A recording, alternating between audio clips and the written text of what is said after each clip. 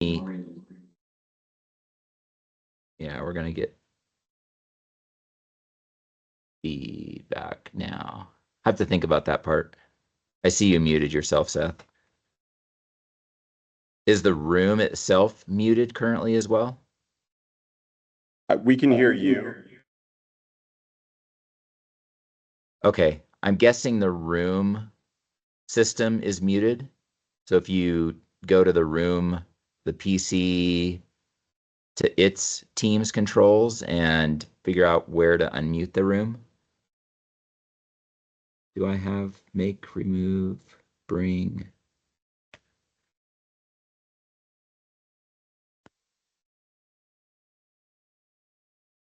So it's saying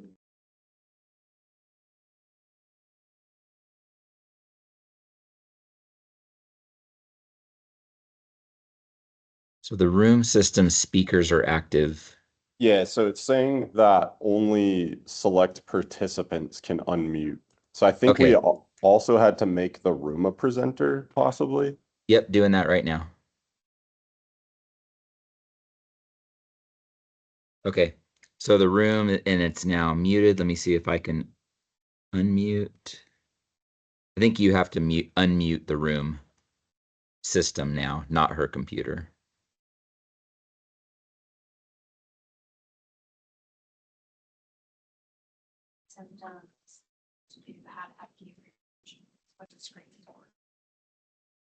Okay, you can hear us now, right? Yes, I can. Okay. Yep, so then if you also mute her laptop speakers, then we won't get feedback. Okay. I hear a little bit of feedback. She usually the one that does. Okay, got her speakers muted. And I can hear you. She's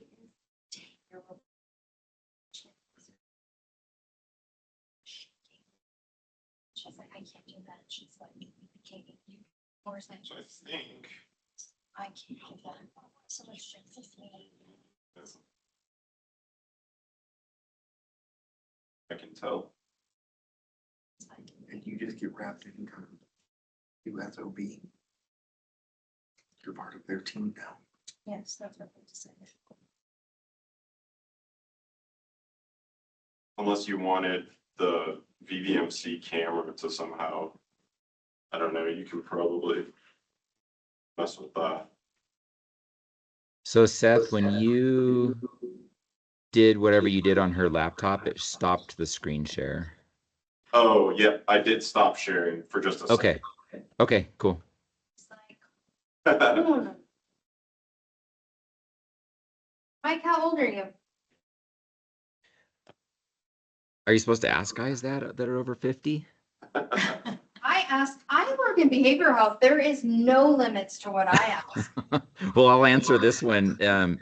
54, in the hopes of dodging any other more vulnerable questions. Okay. Nope, I don't. Oh, he left us. He said, screw you. I don't know. He left. He straight up said, screw that. She asked too many things. I asked one question. It was too much. Who left? Oh, we didn't see you on screen. He hit himself. He's like, I don't want to be a part. I'm still there. We are definitely trying to figure out Teams and what their webinars are versus Zoom webinars, which things are just different. So, Do you have a family? I do. Yep. Do you know that Seth doesn't have a single picture of his children on his desk? Not one. On But his desk? Yes. I know, but he has puzzles and a remote control car. He also has a picture of an animal he killed. And not his mini twin. No. I have to print one out. You know. It sounds like a lot of work, Seth. His wife literally gave birth to Seth 2.0. The kid. Oh, yeah, he's met. When was it? I guess you haven't seen Hawken. The last time I saw Hawken, we were at the restaurant that no longer exists. Colt. Yeah. Yeah. Oh, Hawken. Well, his office is full of dudes. you know, so. So, a hunting picture is better, is that what? Well, I'm just stating, Most- just making a comment. I guess Brent has pictures of his kids, so I should probably put some of mine. Yeah. My whole team is men except for me. Do they have pictures of their spouses or kids? No, but you know what they do have? Weird crap. Pictures of elk? Weird stuff, yeah. Yeah, or like a car. Why do you have a car calendar? You have a calendar on your phone. The cars are cool. Chris has that. I was trying to figure out how to pop out the screen on this computer, but I can't. Yeah, I think because this is a webinar and now the room is a presenter, it doesn't have that option. Ah, okay. That we've figured out yet, it would be nice. Duplicate the screens then.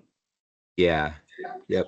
You know what's weird? The slide right here isn't showing the speaker notes for the slide itself. It only shows the speaker notes for the next slide.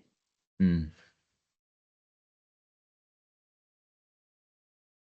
You know, maybe you don't have notes for that slide.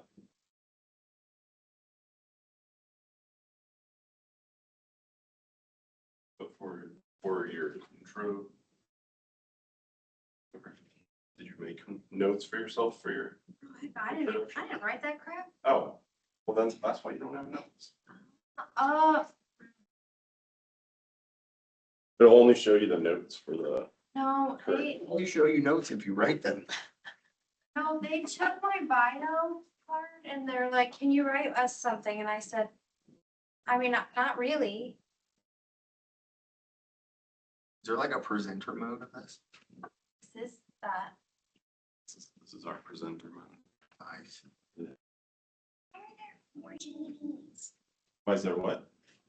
So they can see it in different places. For it. 1, 2, 3, 4. Sometimes, so if you open up that wall, it makes it into one really big long room. And sometimes they orient the chairs so that everybody's looking that way. So then you can still see things, because otherwise you'd have to be looking all the way to the other side of the room. That's where the other TVs are. So you can see some TVs right here too. So you can have all the TVs showing the same thing if you want. All vendors with no NAH vendor badge have to be escorted by security. What are you reading? This handwritten tape note. Oh.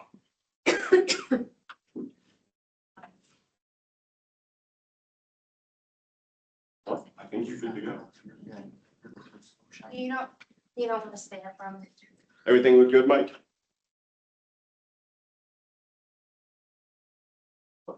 Mike Wazowski, you in the house? Oh, HR was in this last one. Like sitting, Seth.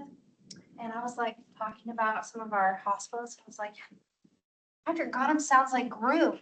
And she's like, does that offend him if you say that? And I said, well, listen, I hear hard things all day long. We pick on each other, all of us. And she's like, are they okay with that? And I said, yep. Why are you being sensitive? Like, She's HR. That's their entire job, Yeah, is that's her- sensitivity. That's her job. I just was like, She would not want to hear what is said in our office. I told her I called Trent, litter of kittens, because he's the only resident that's white, married, and he has 5 children. He has his own litter. Yeah, I've seen him with his kids here, yeah. I've only seen him with 2 at a time though. I didn't know that he had 5. Years. And he had his wife homeschool this year. While finishing residency, which I felt like that is His wife is a doctor too. no, Oh. he is, but I said, your wife is a saint. And he's like, I have to tell myself that every day to remind myself to be nice when I get home. And I said, That's how I feel the same way about Brittany being with Hawken all day. 'Cause he's going through this like defiance stage. Is he 3? Yeah. Oh. Just turned 30. I'm like, terrible twos, what? They No, know Like- nothing about threes. Yeah. Yeah. It's like a switch turned on as soon as he turned 3, and it's all of a sudden like everything's just like, no, nope, not gonna do it. Nope. That's funny. was 3 hard? No, I think 5 was. It was later. I mean, Lainey, you're the easiest child ever. But that's when I moved into, so it was a transition. No, I have videos of tantrums at 3. I have Oh, that was the, yeah. video of her sitting on the floorboard in the car crying, telling me that she does not like me and I'm not nice because I told her no and it hurt her Yeah. feelings. You're not nice. Why am I not nice? Because you said no. That's right, I remember. So it was 3s. Yeah, 3s were our hard ones. You told me no and that's not nice. Yeah, I'm just guessing that from here on until, yeah, like maybe 5, 6. It's gonna be a little crazy. Well, until the next 20 years are gonna be crazy. Is he crazy though? I feel like he's chill. No, Seth, you had to have been an easy kid. that's what my mom says, but. Your mom said you were easy? Up until I think I was like the type of kid that was easy up until I was like, the testosterone started hitting like 13, yeah. And then what happened? Then I didn't want to go to school and would skip school and basically not do anything they Work wanted. on cars, hang out with friends. You were like Greg. Oh, why am I not surprised? I actually did 9th grade twice. I was supposed to do it a 3rd time. I went to a different school and they were like, no, you can just go to 10th grade. You're like, you're good. And then I dropped out my senior year, so I never even finished. You went That up was to terrible. your senior year and you're like, I'm done. I don't know why I did that.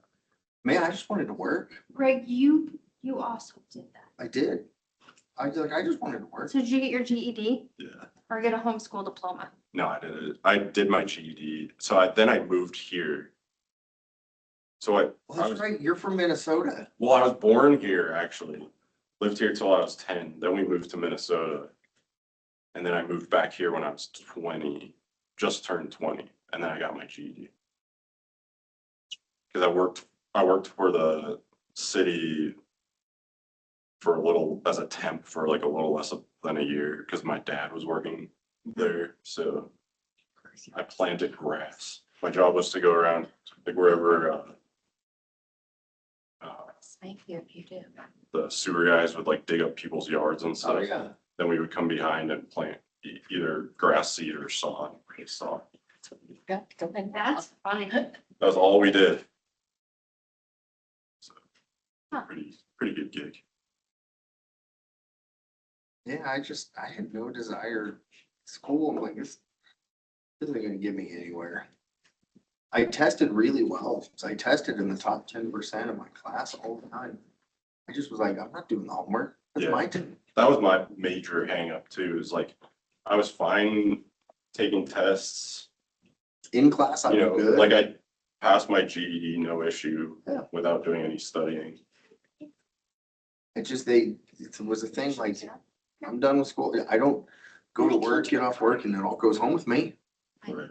She has That's so why, many that's times. why I did actually like the high school that I ended up at, because it was structured quite a bit differently, where we would have like longer classes, but it was basically because they built it in time where you would get the lesson, you would get your work, and then you could pretty much finish your work at class.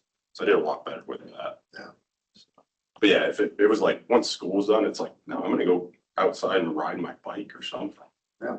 I'm not gonna do more. Yeah, my problem was I got a job at 14 and I was like, you're telling me That if I- get money, don't go. Yes, that was Like right. if I can not go to school for 8 hours and I can work 8 hours and you'll pay me, like, yeah, I'm done. Like, work was the worst thing I could have ever done. Yeah. Cause instantly, I mean, we didn't have any money growing up, so I'm like, hold on. Yeah, I'm done. So you're like, this is way I better. was like, see you later. Yeah, I'm good. Bye. Like I want to go work, make money, have fun. Yep. What time do you get off set?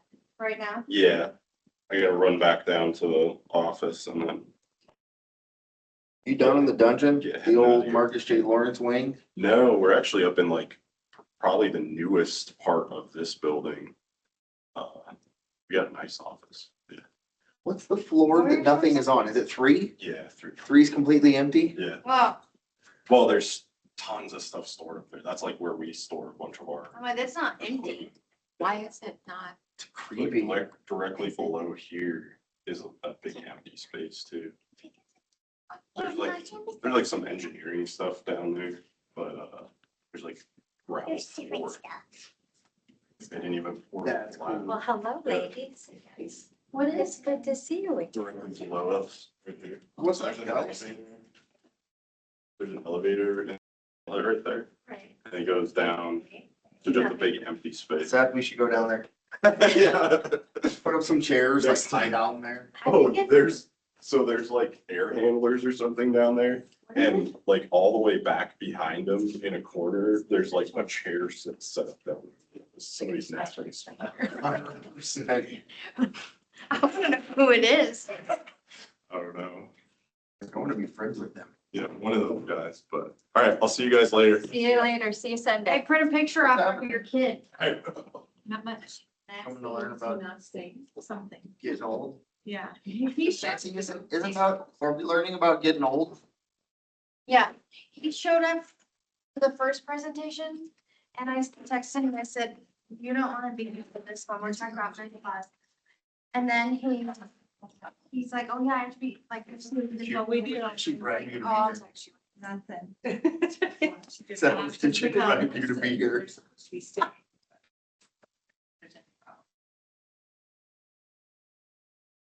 So what, you guys leave today? No. Saturday morning. Saturday.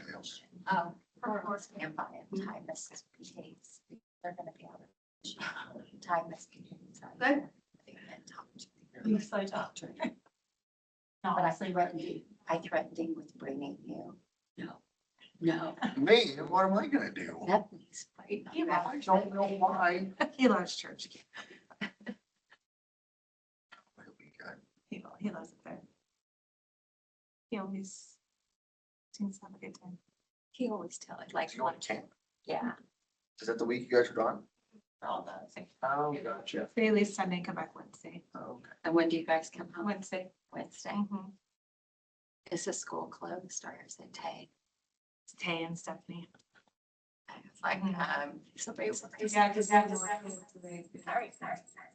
Yeah.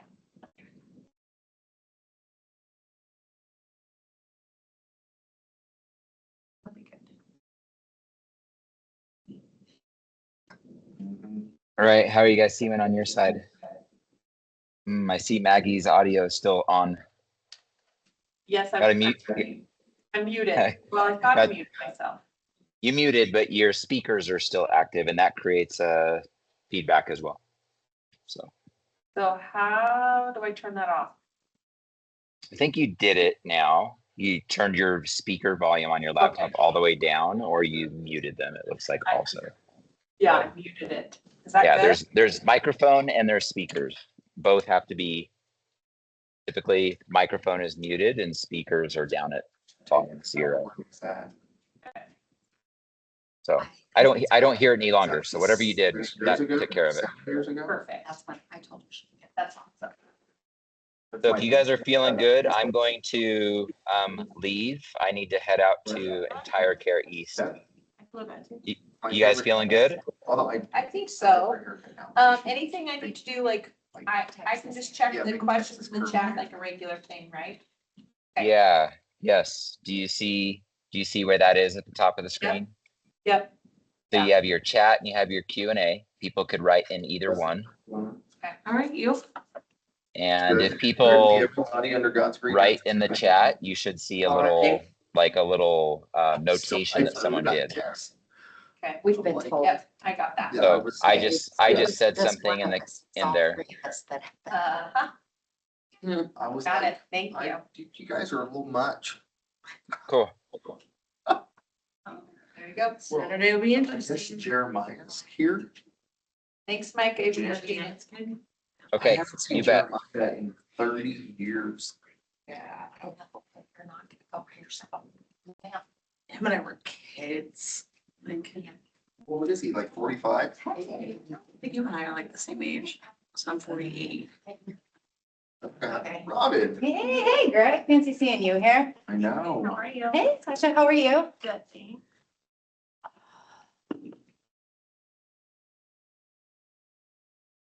Robin, I heard you're on the swim board. Oh, yeah, come on. You know, I hear you're excited.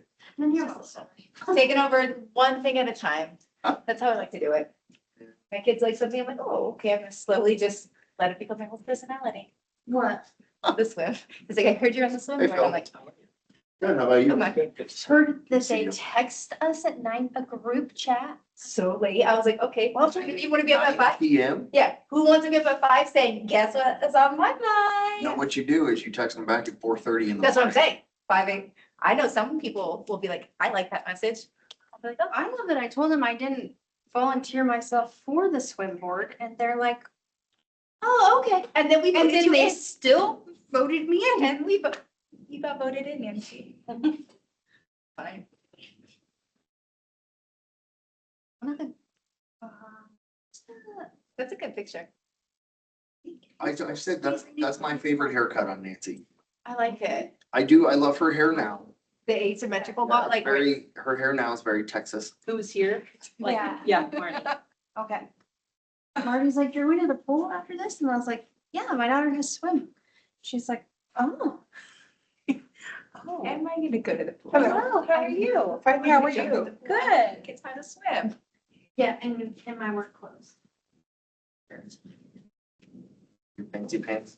Yeah, the only way to go. Would you like? Pick a seat. You have your choice of seats. I want popcorn. Yeah, you do. Popcorn, a cookie, some brownies. My son is coming too. He was just parking. Oh, Are the boys gonna good. Watch this? No, Really? They don't.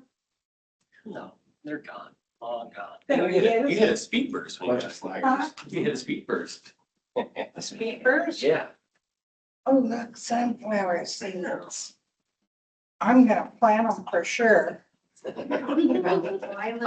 yeah, you are. You get 2 packets. I do? Yeah.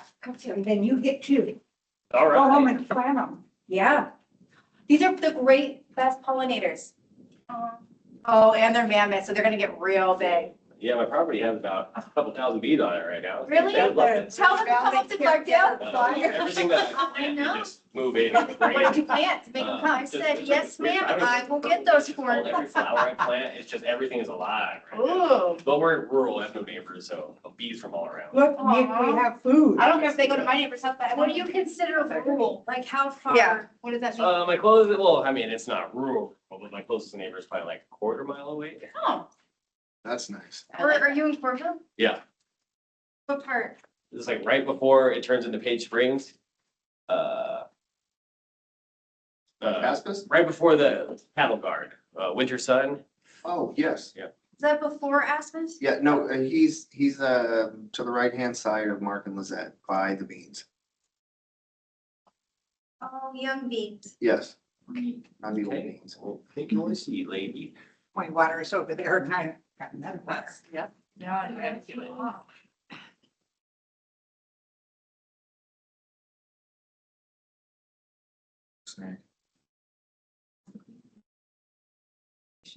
I'm starting to get here. Teresa, the lady.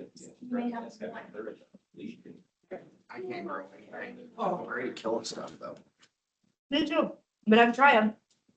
You have plants growing? I do and mushrooms. Don't you have a garden that Sedona likes to eat? Oh, And Chicago now figured out. like, because the post after a while, because the hose has to keep getting dragged, like it'll knock the post over. So now it's finally. To Robin? Chicago can get in there. Child. I went out there. We're eating all your stuff. Sedona problem Well, child? now they don't know say by themselves, so it's a very good press. Can't be in the backyard alone. Not at all. And so they'll sit at the door and Daisy's like, I just took them out. I'm like, I know, go out with them. I don't care. They're not going out there by themselves. Sedona still bad. Big bubble. She's shaped like a brick. She has a lot of, have you ever? She's actually She did all. And I researched her, I'm supposed to ship it, because we brought her to the pool. No, don't if she has a triple coat. You're never supposed to shave her dogs. I'm glad you said something, because I was researching it, I was like, I guess it won't ever grow back right. well, great. And that's, so they can actually get sunburned. Because I was like, oh, I said, dog just like that, you just gotta shave them in the sun. Smart one. Like Hudson? We can do that with Hudson here, because he only has a single coat, but he doesn't shed. Either does Chicago. Like a little side. Pretty nice, huh? Yeah. Good strategy. But I don't.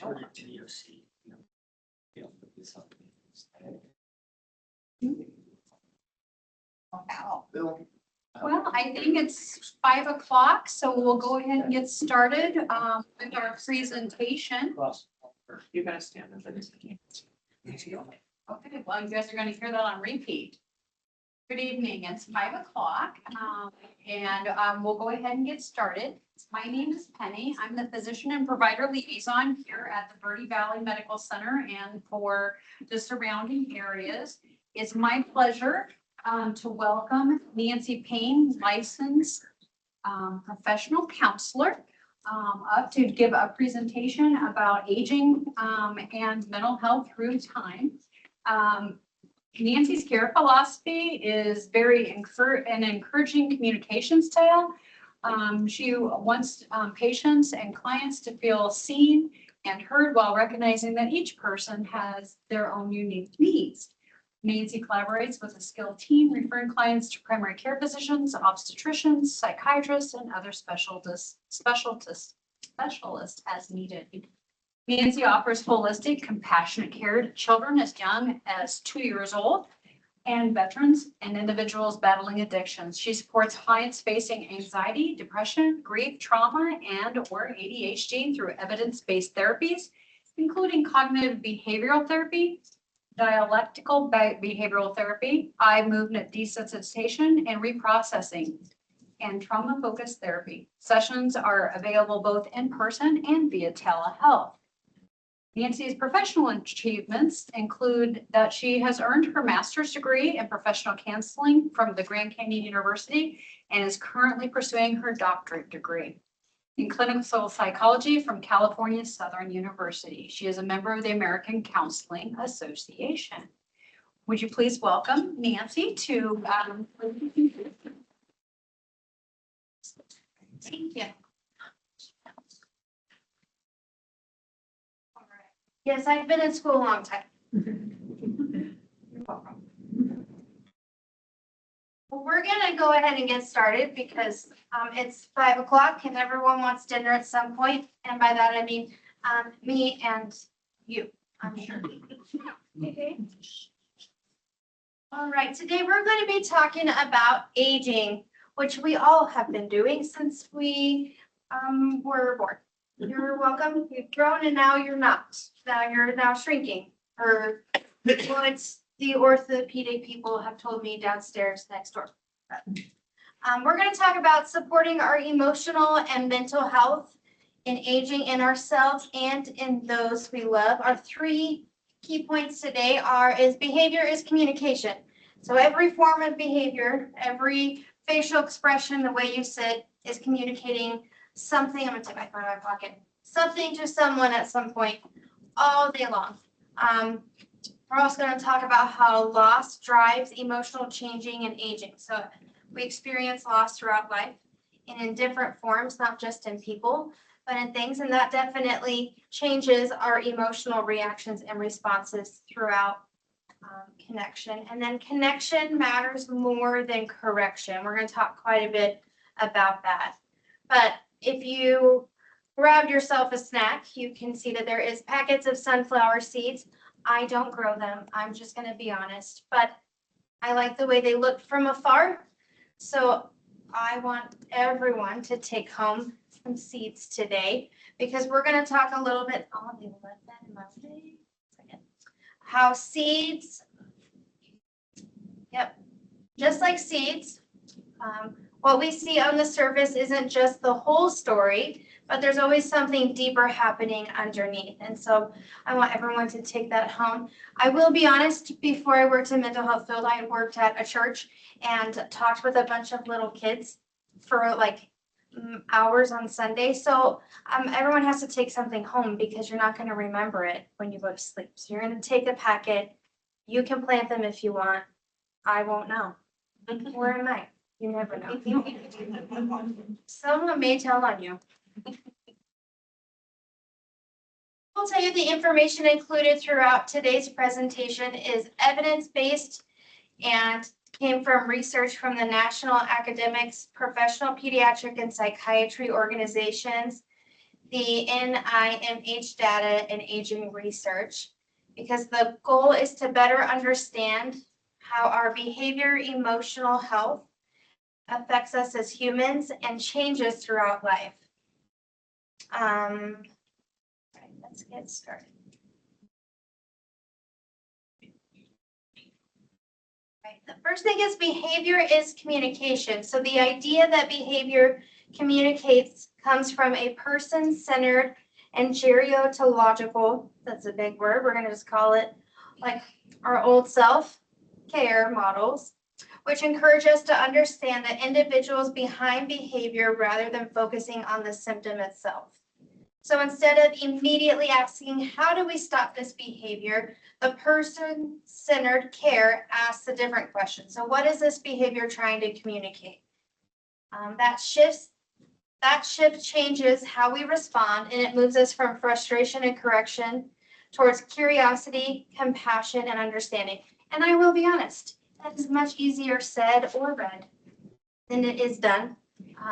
If you have parents that are living with you, or you're helping, if you have kids or have raised children, we all know that it's much easier to tell someone else to like, just take a deep breath and let's figure out what they're really communicating than reacting and yelling, because we're human and that's our natural response. But what we want to do is teach ourselves that what are they communicating? Like, what are their actual needs going on instead of what they're actually doing?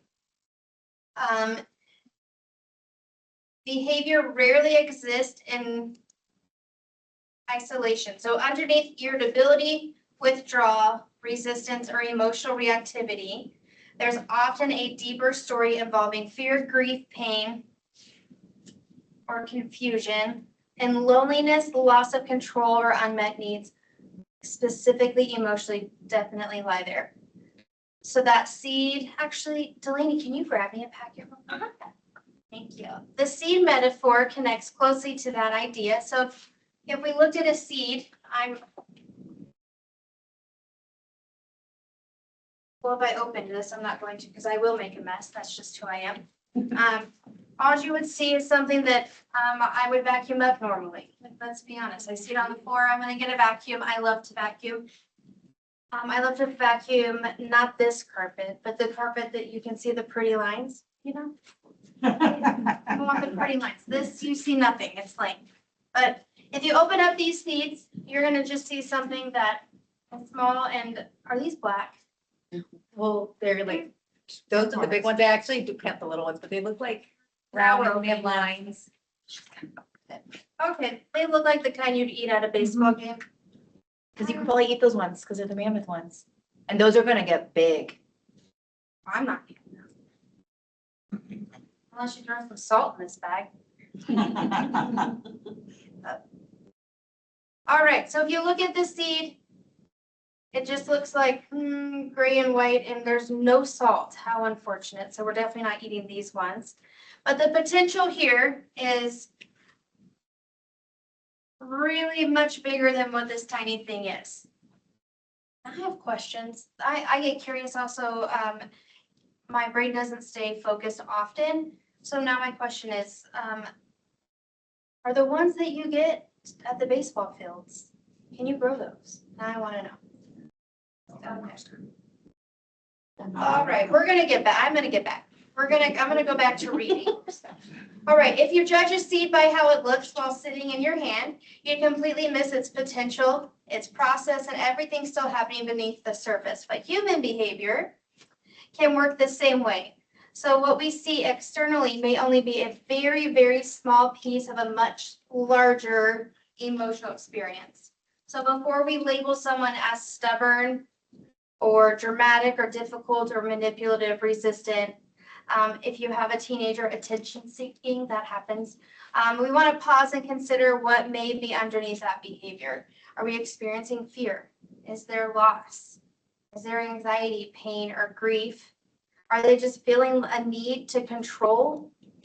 Or are they struggling with their own identity, so they're shifting into other behaviors? So the teaching moment real quick is person-centered care asks us to look beyond behavior and remain curious about what's actually going on underneath. What are we communicating? All right. I'm going to work today more on storytelling and a little less on facts because you guys are not going to remember every statistic I can throw at you, but we are going to go there because you're out of hospital. You're going to get some random things to learn. But what looks like stubbornness may be a loss of control. What may look like repetition may be a reflection, a need for connection, and not memory failure. And I'm specifically targeting that towards if you go sit at McDonald's, some of the same old men will come in and get the same black cup of coffee every day. They may even have the exact change every time they come in. They're not going there because it's part of their routine and it's repetition. Or they're not going there because they're scared they're going to, I didn't touch that, lose their memory. They're going there because it's their only opportunity to connect with someone that day. Irritability often signals anxiety, pain, or overwhelm. How many have ever been irritable? Who gets irritable every day? At some point, I can point the finger in this room, but I won't. I'll be polite. But about 1 in 4 community dwelling adults, so either you're living on your own independently, ages 65 or older, are socially isolated, and 43% of those adults are 60 and above report feeling lonely. One of the key indicators of loneliness starts with irritability. About 6 in 10 young adults ages 18 to 25 report experiencing serious loneliness, making young adults one of the most socially isolated age groups in our current demographics. Really? I know, that's surprising. Yeah, it's.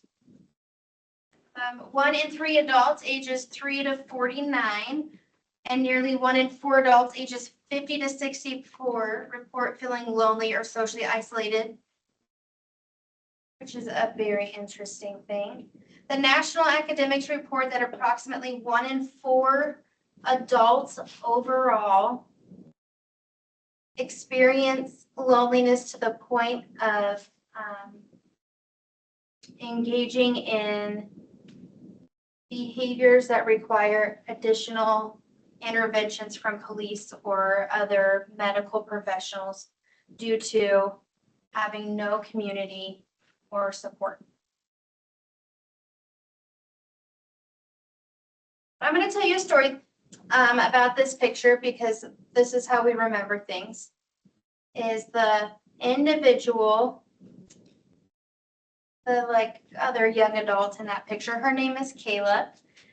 Kayla is a very, very special human, and that girl experienced loss that wasn't just about losing a person, but it was a physical loss. When she got married, she took a medication that caused a cyst in her brain that turned into cancer. And she had surgery in Houston. They removed that, but also left some other struggles for her. She was able to have 2 sons. One of them is there, the little guy, smiling really big. But throughout her healing process, some things never came back. And she lost her full ability to function, but it was long, like a very, very long process for her where she was unable to see. She lost her ability to walk. She lost her ability to feed herself. Years this like progressed. But when she gave birth to her youngest, his name is Blake, he's not pictured here. That's when some of her symptoms started kicking in. So she didn't just lose connection with her kids, but she lost her ability of complete independence. Within that physical loss, anxiety and withdrawal emerged, and they were not character flaws, although it can come across that way. Why don't you want to come camping? Why don't you want to come do those things? It had nothing to do with the desire. It had everything to do with the physical loss she was experiencing, created fear of what's next, created anxiety because she had no control. And so what she was experiencing physically was communicating behaviorally anxiety and irritability, withdrawal. So she was emotionally responding out of fear, grief, and uncertainty, and the loss of life that once felt normal and predictable. And I can tell you on a personal level, pre-marriage, that girl was like black and white and the epitome of going on walks every day. And her dad was single for a long time, so she would like put him on all these diets and like very controlling. So when someone who naturally has that control type A personality loses it and has those physical changes, it looked like she was mean and rude, but reality is she really had no control of what she did prior. So her disabilities permanent. They were. So behavior often communicates grief, fear, pain, loneliness, anxiety, and loss of control, not simply a bad attitude or absolute defiance. So there we go. So this is actually, I think that's her oldest and my child, but focusing on the meaning behind the behavior, not just the behavior itself. So what might the person be trying to express? We want to avoid taking the behavior personally and move it to curiosity to better understand the outcome and a little less reactive and correction. So one thing I want to talk a little bit about here is that curiosity changes interaction. When we stop viewing behavior as something intentionally as being difficult or intentionally being resistant, we want to ask, what are they trying to communicate? And this approach applies across all life, like not just littles, not just our elderly parents who can no longer be independent, but this goes even at 38. I'm 38, right? Yes. But it's true for older adults navigating grief, fear, confusion, and loss of independence. And it's also equally true for children and adolescents who may not have the emotional vocabulary to express what they're going through. This little boy's name is Blake. Blake is Kayla's son. He is now 10. Thank you. He will be 11 in August, and his brother is 7. And what they experienced and what was visible was meltdowns. What else? They became clingy, they were withdrawing, they were refusing to do chores that they normally would do. They would appear angry and irritable, but they were actually scared and confused and sad and insecure and had some loss of emotional safety as their mom's physical health began to change. And this is across all ages. Like I'm using a little boy as an example, but reality is like even as adults, we communicate that too, because we don't always have the vocabulary or the right words to describe that loss or what we're experiencing. That does not mean boundaries disappear and that all behavior is acceptable. So just because a behavior is communicating something still doesn't make it okay. Like if we're acting out in behavior and calling our coworker names and it's intentional, or we're hitting a sibling, or we're labeling our parent with a diagnosis that's not provided by a professional, but Google itself, we really need to take a step back and realize those things aren't okay, but also understand that there's something more beyond there. And it also doesn't mean that we take away boundaries because of that. So we want to really want to be curious about what's the behavior communicating, but still implement boundaries and correction when needed. Specifically children and us, we respond better when we feel understood. And when we feel understood, we can accept that correction a little better. Right. Behavior across lifespans for children and young adults, because we're talking about all ages, not just littles and grown-ups, but children often communicate distress through behavior before they have words. Human behaviors often communication, especially when emotions feel too overwhelming, confusing, or underdeveloped to fully put into words. In 2021, the American Academy of Pediatrics and the American Academy of Child and Adolescent Psychiatry, in addition to 4 other places that I'm not going to continue to read, indicated, well, one second.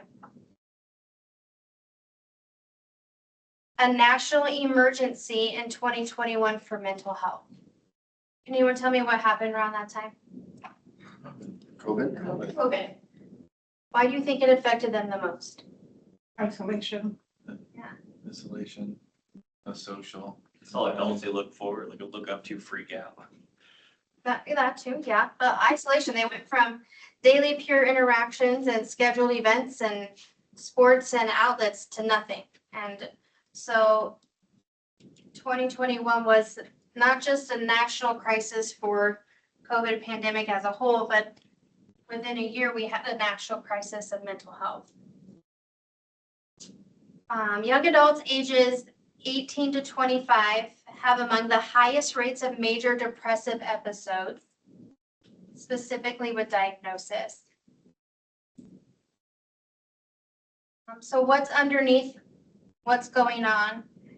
We want to ask that too, not because it's going to take away a behavior, but it's going to help us understand and redirect, especially in our young adults. All right, loss drives emotional changes in aging. So growth doesn't happen without change, and often that change feels like a loss before it feels like change. Does anyone like change in their life? Besides the ones I live with? No. No, not many do. So we're gonna talk a little bit more in depth about loss, and it doesn't just mean death or someone moving, but like with Kayla, it's a loss of function physically, it's a loss of connection, maybe socially, or a loss of something we maybe once knew, what was once normal and no longer is, which could be divorce, moving, illness, new family structure, loss of independence, loss of routine, loss of identity, or even a loss of felt safety within ourselves. So for a child, loss might look like a new sibling. Like you can have those big age gaps. That's hard on those big kids. It might look like a parent leaving, a school change, or no longer feeling secure. For a young adult, loss may be identity, belonging, financial stability, or security around the future. And then as you age, loss of health, mobility, relationships, purpose, or independence. So the emotional response may look different at each age, but the need underneath is often the same: safety, connection, predictability, dignity, and support. Right, I need to just put that down. All right, loss drives emotional changes in aging. So loss of independence, loss of identity, career, roles in your family, sense of purpose, loss of relationships, and physical health. Older adults often experience layered losses that require psychological adaptation. Adult developed research describes aging as biological, psychological, and social. So it's no longer just physical. A lot of times when we talk about aging, people think of like gray hair, menopause, retirement. The reality is like aging's ongoing, and it's in so many aspects of life.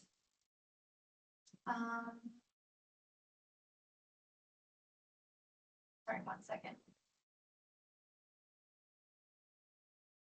All right, we know that physical loss is frequent, but that also comes with emotional loss. Anyone in here lost a family member before? Yeah. All right. So more than 1 in 4 adults over the age of 65 experience a fall each year, and falls remain a leading cause of injury among adults. But beyond a physical injury, a fall creates fear, loss of confidence, social withdrawal, and anxiety about becoming dependent on others. So sometimes the emotional impact lasts longer than the physical recovery itself. I'd had permission to share these stories, by the way, before I do, but in this picture, you'll see actually my family, my 2 girls, my husband and my mom. My mom's name is Tammy, and I'm going to talk a little bit about how loss is layered. Grief is layered. It's not just about one thing. And it reshapes your entire sense of who you are. So after losing her husband, which is also my dad, she didn't just lose a person she loved. She lost where she was living. Like she moved states. She lost familiar routines, financial independence, career identity, predictability, and the life she had always known. So my mom not only lost my dad, but 2 weeks later, her dad died. And she was caregiving for everyone in the home. So it was everything at once. It was like a big thing. And when all that happened, she moved from the great state of Texas, hook 'em horns, to Arizona and was going to live close by. And my husband said, just kidding, you should live here. And so she actually moved in with us and has went from taking care of 3 old people and teaching full-time to now being a full-time grandma and helping us in our home. So a lot of change for her. A lot of change for her also led to physical freedom because she was able to now take care of herself. So sometimes loss isn't just about the loss of someone, but it's also the loss in a routine that even if it wasn't healthy, it still changed. So we're adjusting to that. So for her, that loss also came with learning. She learned to trust others, rebuilding emotional stability, strengthening physical health, and stepping into a new role as a full-time Grammy. And although that role for her looks different than her previous identity, it still carries meaning, value, connection, and purpose. So layered loss can reshape identity, independence, and relationships, but connection and meaning can still continue to grow in those new seasons. You just have to adapt and look for them. All right. Next thing is loss continues to drive emotional changes in aging. It is ongoing, but again, it's layered. And emotional responses can present as anger, withdrawal, anxiety, or humor. But that or can also come with an and. You can have more than one emotion at once. And fear of being a burden is common but often unspoken. And validation of loss reduces distress and builds trust. NCOA reports that depression affects approximately 1 to 5% of older adults in the community, with 11.5% of hospitalized older adults and 13.5% of older adults receiving home health care. I'm going to talk a little bit about this. This is Pops. He was one wonderful fella. He's holding his grandson, Braden. He's the youngest, right? Okay. But I'm going to tell you a little bit about how loss comes across sometimes in humor and in frustration. Pops would go to all the grandkids' events as he could. And one day he showed up to Mingus High School for a flag football game. And it's night and it's tiny chilly, but not really. And he walks up the stairs and looks at us and says, can you please let my daughter know I had a jacket on? And I looked at him and I was like, sure. He's like, because she keeps bothering me. She's trying to parent. His words were, she's trying to parent me. And so I remember this moment in detail because I thought that he wanted all of us to acknowledge that he wore the jacket because his daughter's parenting. But out of her loss from her mom, she saw her dad single and widowed and was trying to take care of him. He took it as parenting. She took it as protection, right? So loss is layered and those emotions come across in different ways. Both really healthy intentions, not perceived the same way on both ends. All right, connection matters more than correction. Those seeds we talked about don't grow because we forced them, but they grow because the environment supported them. And people are the same. This is, connection matters more than correction. Feeling heard is more important than being factually correct. We have something, I think I do. We all have a phone, and most of us in here have internet on there. A lot of us have social media, and we can instantly get an answer at the drop of a hat. Last night I was sitting at a friend's house and I asked who the lead singer of Paramore was, and out of nowhere, my friend Chris instantly gives me the answer. So the curiosity was quickly taken away with the answer I was thinking about, right? So we're quick to have an answer, but also we're quick to correct because we can give facts. But facts aren't always correct when it comes to aging and personal experience. So correcting a memory can increase frustration and can cause disconnection. In this picture, you'll see my dad. This is the very last picture I have of my dad. And I took this as we were walking out to catch a flight because my daughter wrote her name. She didn't spell it correctly either, which makes it even better. But that moment, I remember stopping and taking a picture because I thought her misspelling was funny, but I was stressed and overwhelmed, and we were flying home after being gone for 10 days. But if you ask my daughter what she remembers, it's nothing remotely the same. I remember irritability, and she remembers, look how good I did. Right? Should I be correcting my kid for that moment? No, because that memory doesn't need to be corrected. That memory doesn't need to be changed because that's her truth. Emotionally, that is what matters. And it's emotional truth matters more than factual accuracy when it comes to aging, loss, and progression. The National Academics identify social isolation and loneliness as serious health risks for older adults, and the U.S. Surgeon General's advisory also frames social connection as a public health priority. The reason I'm bringing this up is because a person may not remember every detail accurately, but the feeling connected to the memory, fear, sadness, loneliness, love, or uncertainty is very real. So when we respond to emotion first, rather than immediately correcting the facts, we can help preserve dignity, trust, and emotional safety.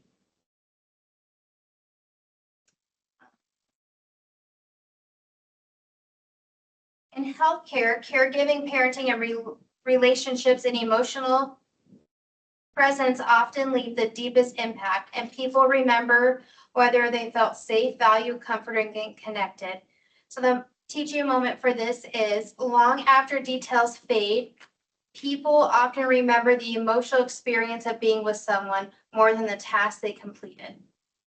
That's hard for me to swallow because I like getting things done. I'm just going to be honest. All right. We're going to continue with connection, but one thing when it comes to connection is also validating before redirecting. Acknowledging something by saying that sounds frustrating. Offer simple choices to restore a sense of control. So you're losing your physical ability to do something, but we can still have control over something. So just simple choices go a long way. We also want to slow down interactions. Processing speeds change with age. I can rattle something off to my 10-year-old and ask her, but I'm not going to rattle off something and ask that same question to my husband's great uncle. One, he's going to take a long time to respond with another story, but also because my daughter's pace of life right now is go, go, go, but Uncle Jace isn't. So we need to make sure that we are slowing down and giving those interactions. And then presence and tone matter more than perfect words. My physical presence, your ability to show up, speaks volumes to relationships you have over correcting and being perfect in what you're doing. In this picture, this young guy's name is Trayson. He's actually not that young anymore. I think he's in his 20s. He's 23. He is born and raised here in Cottonwood, and he graduated. When did they graduate? He's 23. 2023. 2023. And how old is he? 23. Oh, he graduated in 2023. Now he's 23. Yeah, is the math correct in my brain? I don't know. No, it doesn't. See, correction doesn't matter.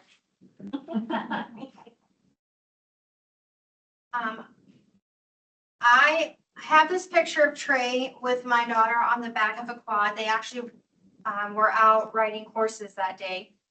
And I just liked this picture because it's cute. But I have a picture of Trey because if I can tell you one thing, that boy knew how to slow down and be intentional. Over this past year, my daughter, she's 18, she's not here, she moved to Southern California, and there was a lot of changes in our life personally. But one thing that this young man did was he slowed down and was intentional. Before he was drafted into the MLB for the Pittsburgh Pirates, and he was leaving for spring training, but he remembered one thing. He told Delaney, my youngest, that he would show up and have time with her before he left. And literally 2 days before he drove off to Florida, he picked her up from school and sat down and checked in on her and was intentional. His presence and his tone and his ability to follow his word matters more than any conversation that took place that day. Slowing down is important. Processing speeds change with age, stress, grief, trauma, and cognitive overload. When we rush interactions, people feel pressured, dismissed, and overwhelmed. Slowing our pace communicates patience, respect, and willingness to meet someone where they are, And often what people remember most is not the exact words, but what we made happen and what we felt. We're almost done, I promise. Connection matters more than correction. That's sweet Nan. And those are three of her granddaughters. But emotional safety reduces anxiety, agitation, and withdrawal. Small consistent moments of connection build trust over time. And being present is often more helpful than fixing the problem. And relationships always outweigh being right. So, oh, they went too fast. All right. Social connections is protective across age groups. Research links loneliness and isolation with poor mental and physical health among adolescents, young adults, and older adults.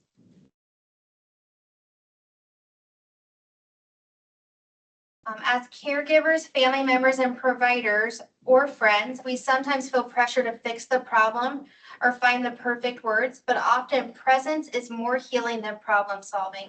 Sitting with someone in their pain without trying to immediately change it can create a sense of safety and connection that words alone cannot provide. And this applies to caregivers, parents, babysitters, or not just a gardener caring for everyone else's seed, but you're also caring for yourself, and you need light, rest, connection, and care in order to continue growing and connect and help others. I have a picture of Nan. Remember, every picture has a story, specifically because of a little girl in there. Her name's Kinley May, and we were on vacation one time, and Kinley said Nan was her very best friend, and I asked her why. And she said, Nan's my best friend because even when I'm making poor choices, Nan doesn't always instantly tell on me, but she lets me be. And then sometimes she'll let me see if I'll correct myself before she tells my mom and dad. Because connection with Nan mattered more than Nan making sure Kinley always made the right choice. She allowed her to make those mistakes, allowed her to grow. And even though I'm talking about Kinley was a teenage, like older at this point, but that relationship, even though I'm talking about a kid, matters even with your aging parents. It matters with your spouse or your children. So in conclusion, oh, that's gonna go, I promise. I want you guys to remember that behavior is communication, so we need to look beyond the surface. Loss and change drive emotional responses, and we want to respond with empathy. And that connection matters more than correction. So prioritize relationships over solutions and solving things.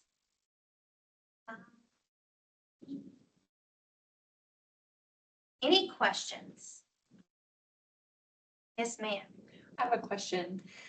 So when we're talking about, older adults, family members who are beginning to lose some of those, memory, some of those abilities to have a conversation and streamline. And because of it, like you said, they start isolating. What are some ways that we can help encourage them? Because we know that if they can stay active and be a part of a community, that's going to be some of the best medicine for them. So how do we encourage them not to isolate as much, but still continue to stay active and be a part, even in the midst of that?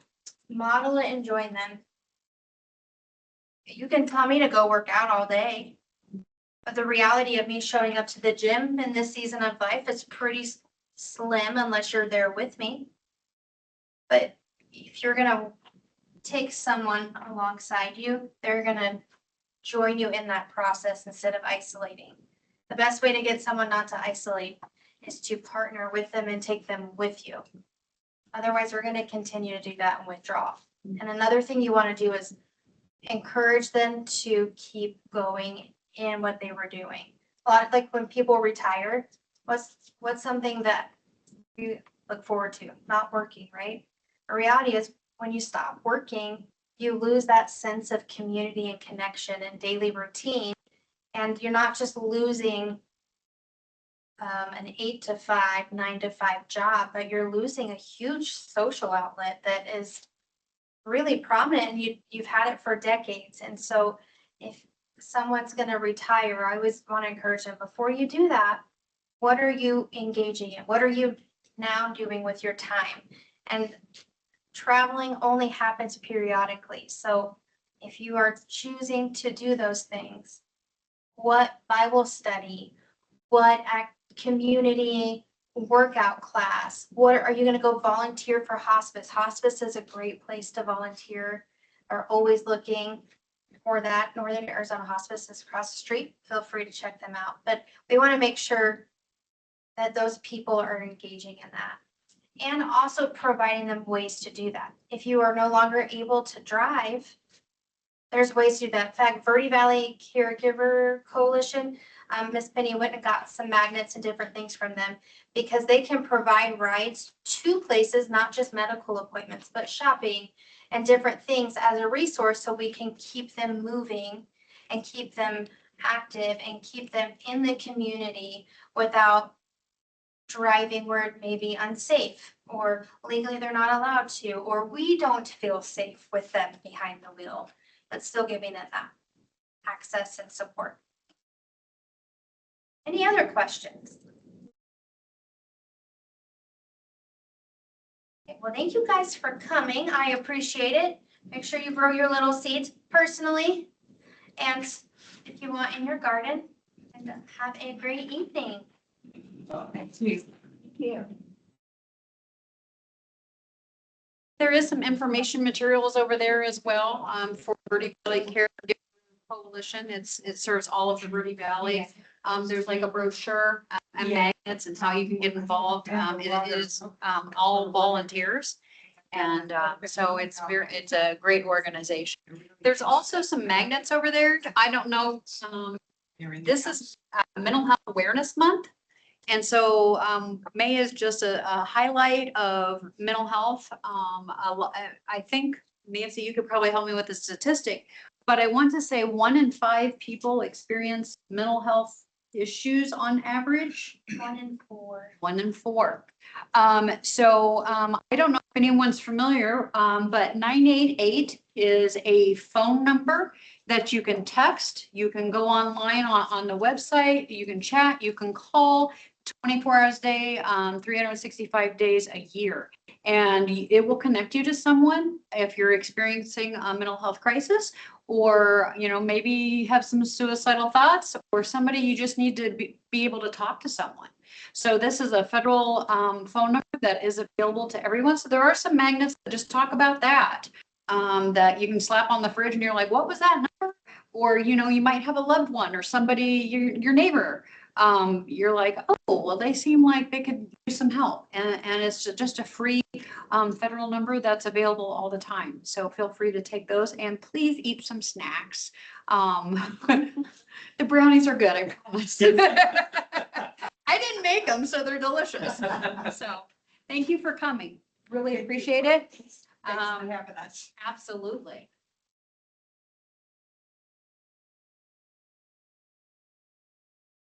Yeah.